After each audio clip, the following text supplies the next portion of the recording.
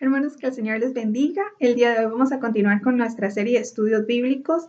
Vamos a continuar estudiando a los últimos discípulos que nos quedan. Y hoy justo vamos a hablar acerca de Simón. Ya vimos que al otro Simón, porque habían dos Simones. Uno era Simón Pedro, ¿verdad? Que el Señor le cambia el nombre. Y el otro Simón que tenemos es nombrado en Mateo y en Marcos como el cananeo.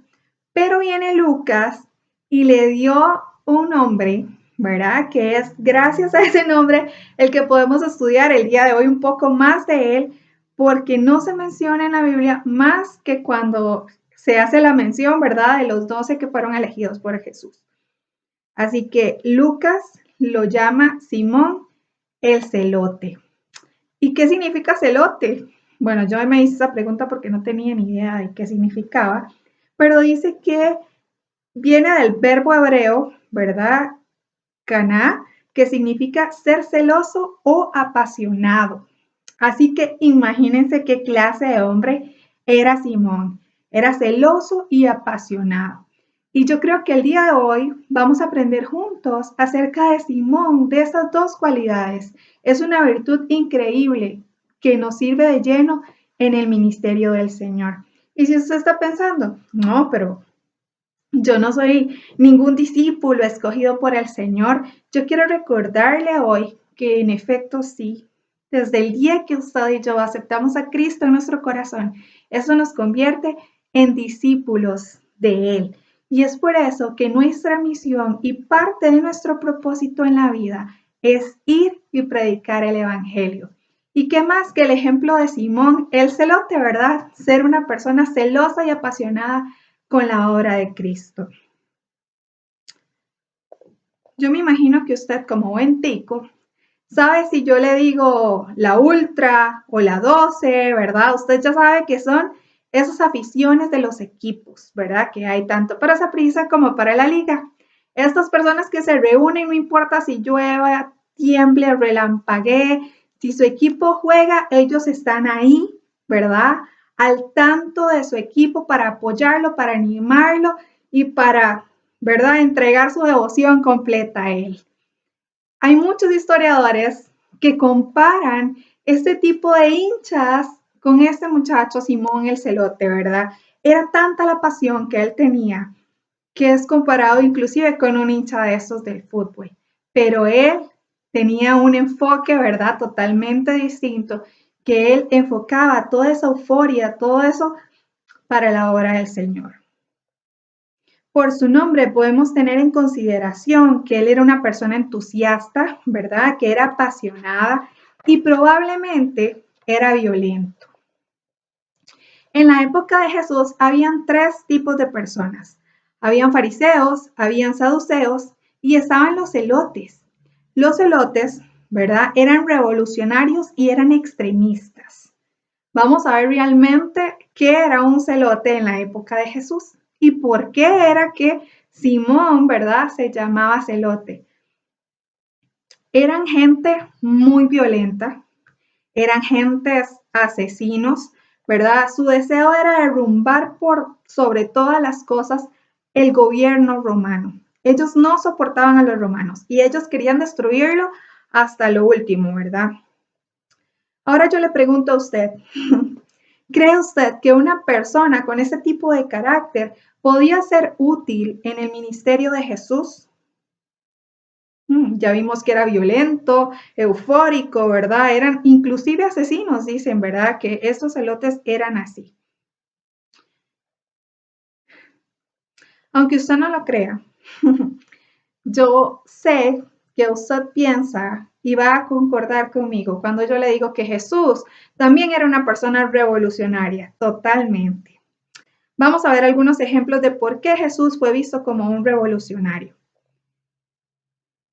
En medio de un pueblo que estaba viviendo mucha opresión, viene Jesús, ¿verdad? Y empieza a hablar de un nuevo reino de amor, de un nuevo reino de sanidad. Él les demostraba que estar de este lado de Jesús era totalmente diferente a lo que ellos estaban acostumbrados a ver, a vivir, a sentir, ¿verdad?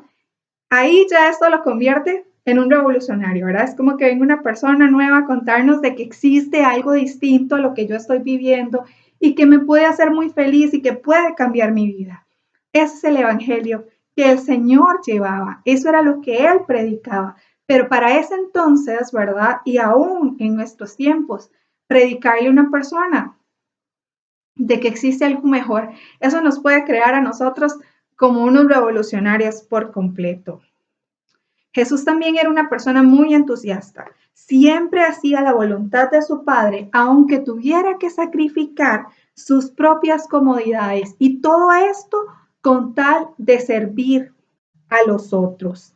Jesús no aceptaba el mal. ¿Recuerda usted cuando Jesús se enojó porque había gente que estaba cobrando y que estaban vendiendo dentro de la iglesia? Jesús también estaba enfurecido ante esta actitud. Jesús no soportaba que se burlaran del Padre. Jesús era un reformador en potencia que estaba a punto de iniciar una revolución, pero una revolución de amor, de esperanza. ¿Cómo es posible entonces que Jesús eligiera a una persona como Simón el Celote para que fuera parte de su ministerio? Muchos hubieran dicho que más bien una persona así dentro de los 12 iba a ser totalmente perjudicial para el ministerio. Pero Jesús, ¿verdad? Hemos aprendido que eligió a 12 personas totalmente distintas, con trastornos, ¿verdad? Trasfondos, perdón, y estilos de vida completamente diferentes. Esto volvía a estas 12 personas una mini congregación. Y yo quiero que usted se enfoque en su congregación y recuerde, todos somos totalmente distintos. Unos somos más amorosos que otros, otros son un poco más serios, ¿verdad? Pero todos en sí formamos una misma congregación. Eso fue lo que hizo Jesús. Al unir a estas 12 personas, él sabía que podía llegar a de diferentes formas a diferentes grupos de personas. En nuestra congregación también hay de todo, ¿verdad? Jesús sabía que si él quería alcanzar a la gente violenta, qué mejor que tener a alguien que había vivido estas circunstancias antes, ¿verdad? Y digo antes porque cuando nosotros venimos a Cristo, el Señor nos transforma por completo. El Señor nos hace nuevas criaturas y entonces convierte ese enfoque violento, ¿verdad? Ese entusiasmo que tenía Simón el Celote, mal enfocado, y lo transforma, ¿verdad? Para el bien del ministerio. Jesús nos transforma por completo. Y quiero ponerles un ejemplo. En la vida real, ¿verdad? En aquellos tiempos, ¿se imaginan que Simón se hubiera conocido o hubiese topado en la vida con Mateo antes de Jesús? Mateo trabajaba para Roma y ya dijimos de que uno de los planes de los celotes era destruir el gobierno romano, ¿verdad? Y tras de eso Mateo, ¿verdad? Era un trabajador del gobierno de Roma. Así que imagínense, solo de verse probablemente Simón hubiera matado a Mateo. Así de simple. Pero cuando venimos al Señor, no importa cómo era usted, no importa cómo era yo, el Señor nos transforma y nos da una nueva visión. Ellos pudieron saber de que su enemistad, ¿verdad?, fue conquistada por Jesús. Y coincidieron ambos en que era tal el respeto que le tenían a Jesús que tuvieron que aprender a vivir juntos como hermanos, ¿verdad? Prácticamente andaban juntos todo el día. Así que ahí podemos ver que realmente el Señor, cuando toca nuestro corazón, nos transforma por completo.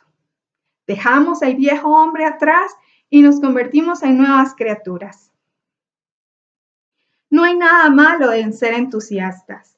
Lo que está mal es el enfoque que nosotros le demos a ese entusiasmo. Hay un coro, aleluya, que dice, dame pasión por ti, ¿verdad? Y lo hemos cantado muchas veces en la iglesia y yo no sé si usted entiende la magnitud de lo que usted está cantando cuando dice eso. Usted le está pidiendo al Señor que añada más pasión en su corazón. Si usted está dispuesto a servir a Cristo en su comunidad, en su familia, en su iglesia, es necesario que tengamos entusiasmo. pero un entusiasmo bien enfocado, un entusiasmo con sabiduría. Pídale al Señor que le llene de entusiasmo, pero un entusiasmo cargado de sabiduría.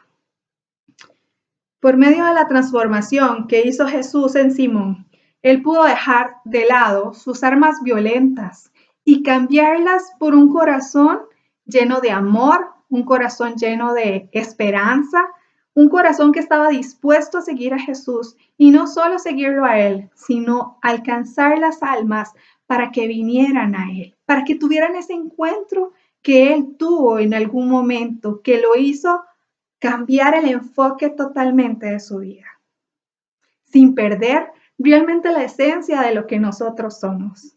El Señor nos hizo a todos diferentes y eso es lo que nos hace geniales. De que no importa cuáles sean mis virtudes, no importa cuáles sean mis cualidades, el Señor puso cada una de ellas en mí para que su propósito fuera cumplido. El Señor quiere que usted se llene de pasión por las almas y que así como Simón, el celote, pudo utilizar todo ese celo, toda esa pasión que él tenía por Jesús, usted y yo podamos aprender de él también. No importa cómo sean nuestros hermanos de la congregación, todos tenemos un enfoque distinto, todos vamos a testificar de maneras distintas, pero lo importante es de que todos amamos y respetamos al mismo Dios. Así pasaba en esa pequeña congregación, ¿verdad? Que había entre los discípulos. Leemos Lucas 11, del 1 al 4. Y dice Jesús y la oración. Aconteció que estaba Jesús orando en un lugar, y cuando terminó, uno de sus discípulos le dijo, Señor, enséñanos a orar, como también Juan enseñó a sus discípulos. Y les dijo, cuando oréis, decid, Padre nuestro que estás en el cielo, santificado sea tu nombre, venga tu reino y hágase tu voluntad como en el cielo, así también en la tierra. El pan nuestro de cada día, dánoslo hoy, y perdónanos todos nuestros pecados, porque también nosotros perdonamos a todos los que nos deben. Y no nos dejes caer en tentación, mas líbranos del mal. Estaba leyendo acerca de qué información podíamos obtener, ¿verdad? De Simón, el celote, y casi no había nada. Pero muchos de los teólogos y estudiosos de la palabra coinciden en que este discípulo que le hace esta petición al Señor era Simón, el celote. ¿Y qué es lo que le dice? Señor, enséñanos a orar. Él tenía pasión por Cristo. Él quería que su corazón estuviera cada vez más cerca del Señor. Él quería de verdad hacer las cosas bien. Se notaba el entusiasmo por aprender. Y es por eso que muchas de estas personas estudiosas coinciden en que fue él el que hizo esta petición. ¿Qué le está pidiendo usted al Señor que le enseñe constantemente? O ni siquiera le está pidiendo nada. ¿Dónde está quedando su pasión por Cristo? Hermanos, no importa la circunstancia que usted esté pasando, no importa la situación. Usted y yo tenemos que mantenernos firmes, confiando en el Dios de poder que conocemos. Contagiando, como siempre lo he dicho, contagiando a otros del amor de Cristo. Y que así como Simón el celote usó toda esa pasión, toda esa energía que tenía en el ministerio de Cristo, usted y yo podamos hacer lo mismo. Siempre, ¿verdad? Valorando esas cualidades que el Señor puso en cada uno de nosotros. Qué dicha que todos somos diferentes. Qué dicha que el Señor nos hizo únicos y especiales. Pero utilice todas esas cualidades para el ministerio de Jesús. Empezamos el año con esta oración. Y yo no sé si usted lo recuerda, pero fue un tiempo de mucha bendición que tuvimos un domingo en la reunión de santidad. Y le dijimos al Señor, enséñanos a orar. Esa fue la primera, ¿verdad? Prédica del año. Y si usted lo recuerda, pudimos analizar cada uno de los versículos. Así que yo espero que ahora que estamos finalizando el año, esta siga siendo nuestra meta. Aprender más de Cristo, estar más cerca de Él, estar más conectados con Él y que mediante esta conexión que podamos tener con el Señor, usted pueda seguir contagiando a otros de Cristo, que su pasión nunca desfallezca y que su entusiasmo esté siempre cargado de sabiduría para poder guiar a los demás a Cristo de una forma llena de amor, de una forma llena de alegría, de una forma que no importa la circunstancia, no importa la situación, la gente pueda ver a Cristo reflejado en su vida. ¿Aprendimos algo de Simón el Celote? Yo creo que sí. A pesar de que la Biblia no lo menciona tanto, simplemente con el nombre usted se puede dar cuenta de todas las cualidades que eso rescataban de una persona. Que el Señor les bendiga.